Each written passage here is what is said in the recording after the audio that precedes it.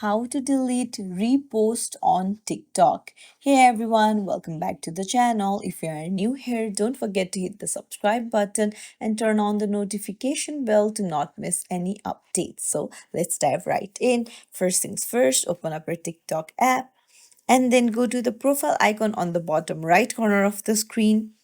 And then you'll find the two arrows, that is the repost option. Go ahead and tap on it and you'll find all of your repost here. Tap on the repost that you want to delete, and then you will see the share icon on the right hand side. Tap on it, or you can even go to you reposted option, tap on it, and then you can see the reposted option.